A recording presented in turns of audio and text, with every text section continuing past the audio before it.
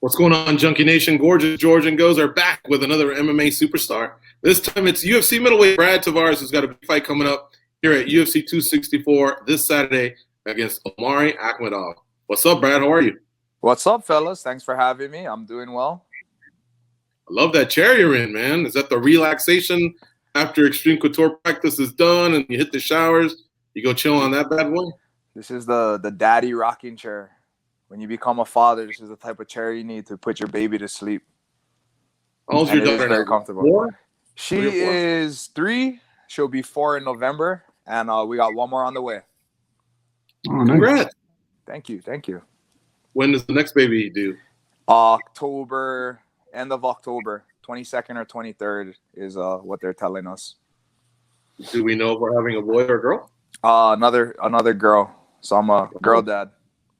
Gotcha. Well, congrats, man. That's awesome. Yeah, thank you. I remember when you fought in Arizona a few years ago.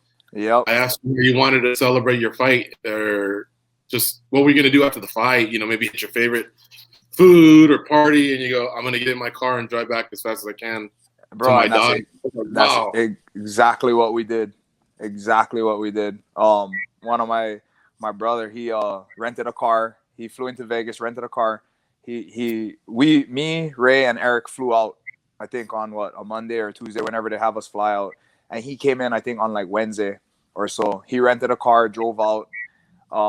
And then myself and Ray, literally right after the fight, as soon as they cleared us to go release us, we jumped in his car, his rental car, and we shot it right back. So we were back home in a matter of like 4 or 5 hours. I was home that night after the fight. You envision something similar? You know, this trip will be a lot closer because you live in Vegas. Yep. Or do you want to stick around to watch Poirier and McGregor? And, you know, this is a big card. This is a big card, and it's going to have a lot of eyeballs. It definitely is. And it's nothing on any of the guys on the card, but I fully intend to leave as soon as my fight is done. Last year, about February of last year, I bought a Garth Brooks tickets at Allegiant Stadium, and the concert kept getting postponed, and then it finally got postponed to July 10th of all days. Oh, man. I held on to the tickets because you never know what's going to happen. I held on to the tickets, and I was like, you know what, I could resell them, but you know what, worst case scenario, I'll give them to a family or a friend or something if it boils down to that. And then it had always been my plan to see, okay, where am I going to be on the card? And hey, it's going to work out. I'm like the third fight of the night. I should be done by 4:30 p.m. I think concert starts at 7. I already asked them, hey, after the fight, what's the protocol? They said, you're good to go. Can do whatever you want. I said, cool. So I fully intend to fight, to win, and then go watch Garth Brooks at Allegiant Stadium. You know, Goes would have told me, hey, George, I'll give you $1 million if you can guess the first event Brad's going to be at the stadium. I would have said the fucking Raiders against the Ravens on Monday night. He'll be there. He's got season tickets. He's a huge Raiders fan. I would have never guessed Garth Brooks. But if you can pull that off, that'll be epic.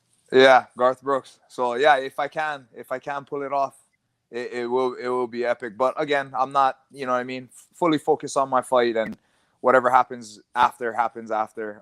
If I don't end up making it or whatever, the main focus is the fight, getting there, getting that victory, and then we'll worry about everything else later. Your little daughter will watch this interview one day. She'll go, oh, man, he went to Garth Brooks before he came home to me, but she'll have that other story after the Jocko fight when you went 5 hours through the desert to get to her. So.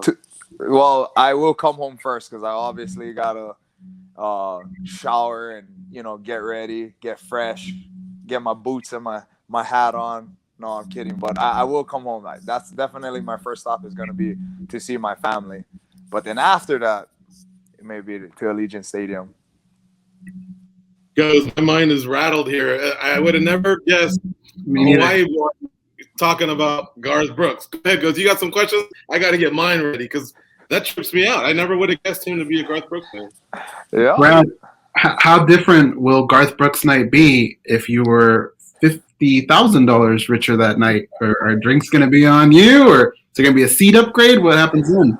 Well, the concert is completely sold out, so I'm probably, you know me, I'm simple.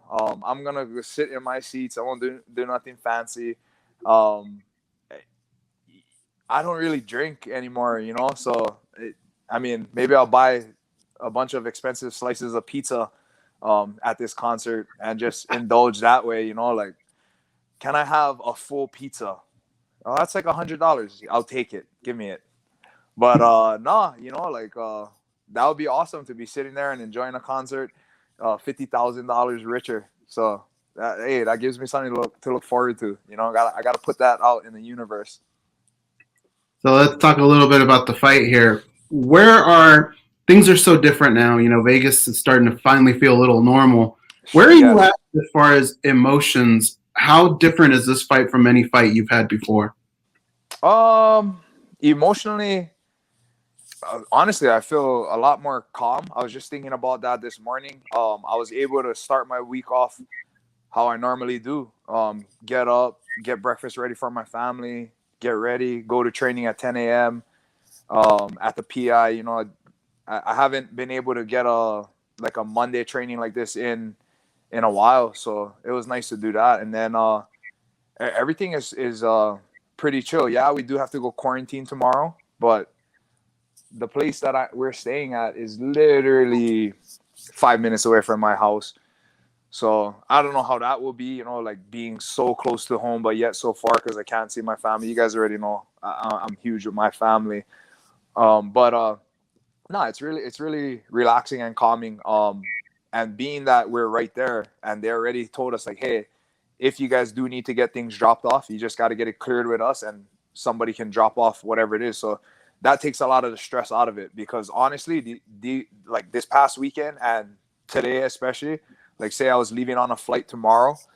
Today I'm a nervous wreck just because I'm like, oh, I'm gonna forget something. I gotta double, triple check. I literally make a list on my phone in my notes. I have a dry erase board that I make a list, and as I put stuff in my suitcase, I check things off just because I'm like, dude, you know, I may be in a different country, and I don't want to not have something that I need that I can't get there.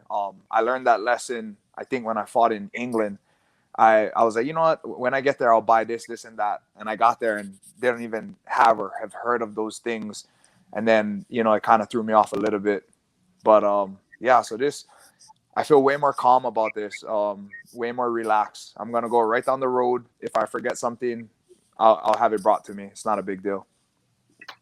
You know, you mentioned about how important family is to you, and I think with what you mentioned about another daughter on the way, does that kind of forecast a little bit of how the rest of the year is going to play out with a victory here or even a quick fight? Do you think you could slip one more in, or do you want to just keep the rest of your calendar free?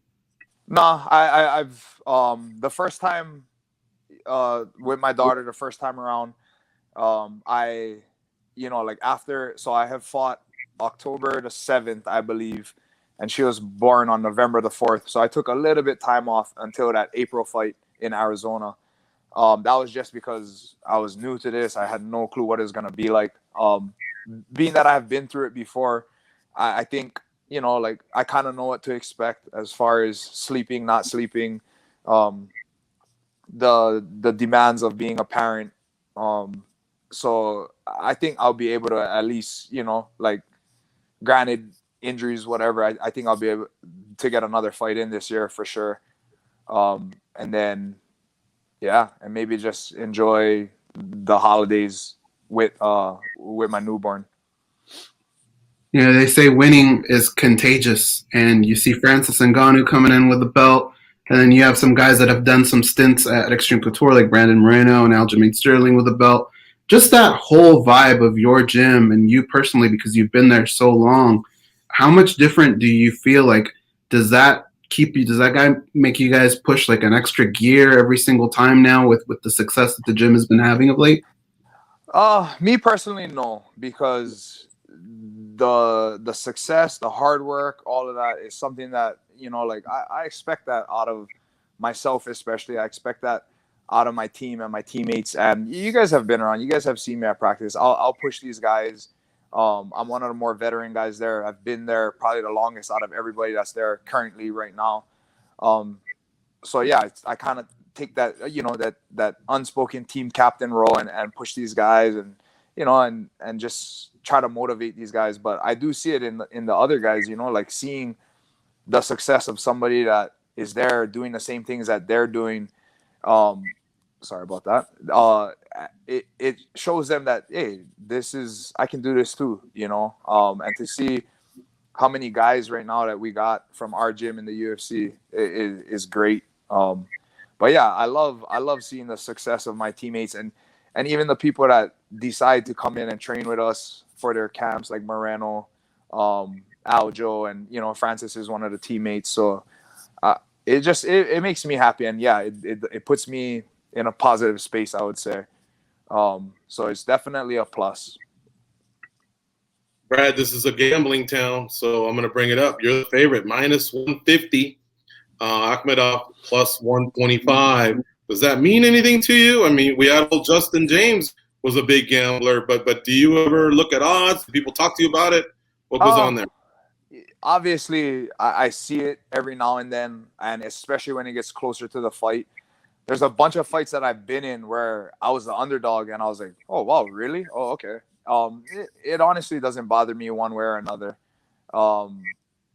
I don't care if I'm the favorite or if I'm the underdog. It doesn't bother me who thinks I'm going to win or I'm going to lose. I'm happy for the people that stand behind me and support me, that believe in me. Always grateful for that.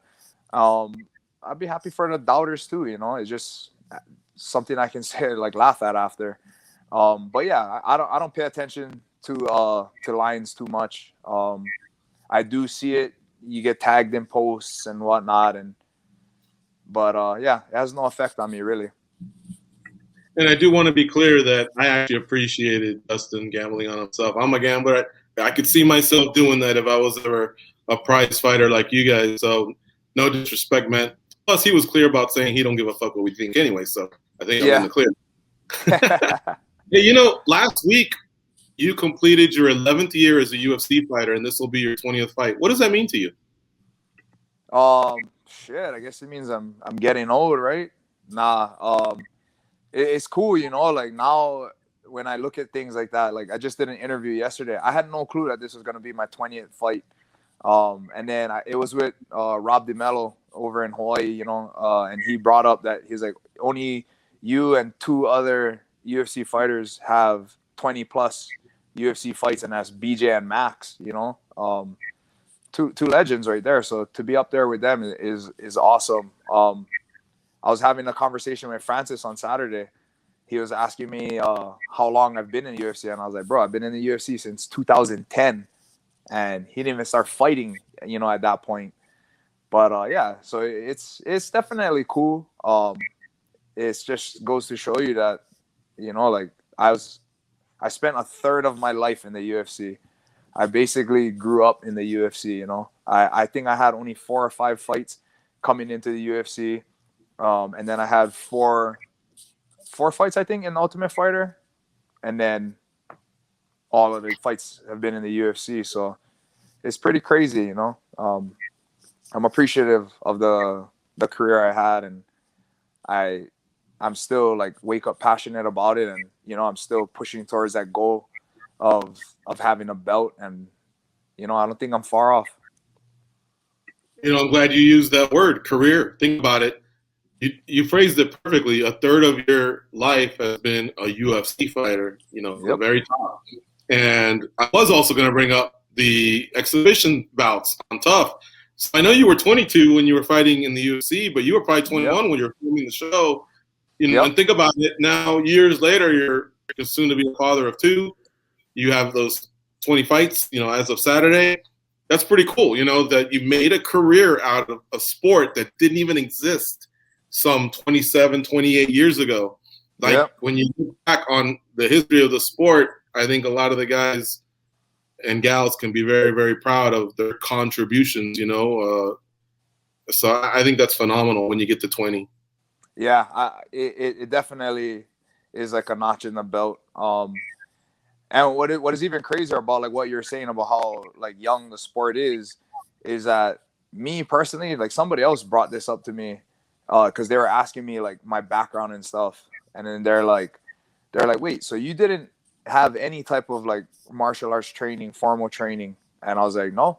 And they're like, whoa, and you been like, you made a career out of this. I literally, like, I didn't box, kickbox, do karate, wrestle, did jujitsu, none of that. I only started training when I started fighting. So yeah, to think about it like that too is something I've thought about, and it's pretty cool, because a lot of guys, they started out boxing from when they're young, wrestling as kids, wrestled all their life, been doing jujitsu, whatever it is. I had none of that. You had to learn on the streets, the beach, the blockbusters, but you got it there. You made it happen. Blockbuster. Hey, there might be kids listening to this interview right now that have to go Google Blockbuster. Yeah, that's crazy. Hey, I gotta know though, before I turn it over to Goes, he wants to wrap things up, but with a question. What was it that you forgot when you traveled to England that they didn't have there? What, like hair gel, suntan lotion, floss? No. Okay, so back in at that time, I was cutting weight in the bath with Epsom salt and alcohol, which I have no clue why the alcohol. That's something that I heard. They said do it, whatever. I've since gotten smarter and been able to realize that alcohol, I don't know, doesn't do anything. I don't know why the alcohol, but no, I could not find Epsom salt. I could not find alcohol. So I didn't want to just try and do it in just a hot bath. I've never done that before. And at the time I was kind of newer to the bath technique. So I was a little panicked, like, shit, I'm going to have to cut all this weight in the sauna, which I hate. I hate the sauna. I do not like the sauna one bit. I'll do those little personal saunas that they've been giving us because my head can be out. I don't feel like I'm getting suffocated. That's cool with me. But this was just a regular sauna. And I just remember, like, all right, I got to do it. And feeling beat doing the weight cut. But adapt or die, Luckily, I ended up making the weight. I ended up recovering just fine. Ended up winning that fight. So it was a good trip. Learning experience. Brad, when you get to the T-Mobile Arena, I'm sure there's going to be some visualization going on. But after that, you're going to Allegiant Stadium. And I have to imagine there'll be a little bit of that there too, because it's going to be the first season that the Raiders have fans. Yeah. And if it's anything like what we've done here with the Golden Knights, the community really comes together. And there's always somebody involved in some kind of pregame ceremony.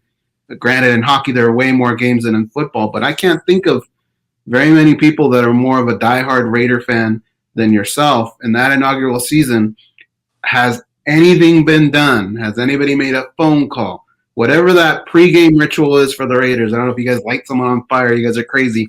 Are you going to be one of those guys? Because you got to be one of those guys on the first one. Oh, I would love to. So if you guys can make any calls, do it for me. But no, I'm going to just be attending as a fan, and yeah, I'm super stoked about that. It's crazy, like, what happened last year, and that was a bummer, but now it's crazy how fast the season is gonna be upon us. It's literal months away from the first game, and the way this past couple months have gone, I feel like these next couple months will go even faster, and we'll be there going crazy. I can't wait. I did the seat tour a couple weeks back, and I was just so excited about that. My daughter was excited. She's like, where are the Raiders? Where are they? Like, she thought that we were there for a game, like she was waiting for them to come out on the field and stuff. It's really cute, but got me excited. So I'm just trying to, like, not get too excited to where I'm, like, impatient. So yeah. Hey, as long as you don't partake in another Raiders fans tradition, and that's beating up the opposing fans in bathroom stalls, then you should be all right. You know what? They've got Vegas is more civilized, but the Oakland fans were nutty. No, they've gotten better over this last couple of years going to the Oakland games.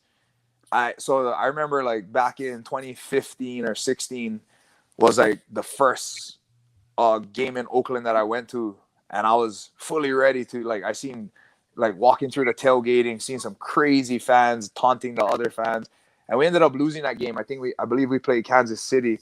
Ended up losing that game, and I was like, oh, for sure, I'm gonna see like some fan get his ass beat, some Chiefs fan get his ass beat. We lost, and hey, after the game, everyone around me anyway was super, super, super cordial, and like there was a little bit of shit talking going on, but hey, it's a football game, but nobody stabbed anybody, so. I was like, oh, okay, because I had heard the stories like prior to ever going to my first game, Right. so and yeah, I'm a diehard Raider fan, but I didn't grow up nowhere near Oakland, so it's just like things that you would hear over the years, and probably more from other teams fans, I think, that had bad experiences there. Possibly, but the Raider fans, they had a spell in LA, and I remember there was a ton of fights in the LA Coliseum. This was in the 80s, kind of back when you guys were winning Super Bowls. But yeah, this was in the 80s, and it was pretty gangster. Like I don't know, but I've heard stories about Oakland. But I hope things come across. And look, I like it. I like the culture of that type of stuff where fans butts heads or whatever, but we don't need stabbings. You know what I mean? We don't need that. Sure. We don't need shootings. But fans getting in each other's faces, that's part of the game. I love that part. Hey, look at what's his name? I don't even know his name, but Sons in 4 guy. Dude is a star right now.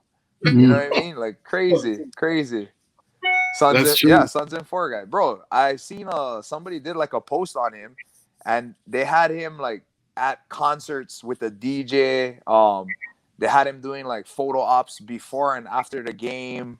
Everybody going up to him and getting a picture, like, which is cool, like that guy, when you watch all the videos that were presented, like he literally didn't do anything wrong. Like these guys tried to like sucker punch him. He ended up beating dude's ass and got his little moment of fame off of it. So props to him. Well, that guy needed his ass kicked just because of his haircut alone, much less because he was sitting on his jaw. But yeah, what I loved the most about it was the wherewithal to continue the smack talk. Sons in 4 as he's looking for police, dodging fists. Like I just thought what made it so cool is that he still was able to remind what was going to happen. Yeah, bro, diehard fan right there. Diehard fan. He's like, he just slept some dude, might go to jail, might get punched from somebody else, and he's like, Sons in 4. That was his whole point. And got it across well. Hey, listen, thanks so much for fitting us in on Fight Week. We always appreciate the catch-ups pre- and post-fight. And I really hope you have an amazing night on Saturday, a great fight against Akhmedov. And then if you can get over to that concert, that'll be pretty special when you think back of the crazy Saturday night that was July 10th, 2021. I know. What a crazy night it's going to be here in Vegas. Yeah, for sure. Thanks, Brad, for the time, man. We'll talk to you soon. Thank you, guys. Thanks for always having me. I'll see you guys soon.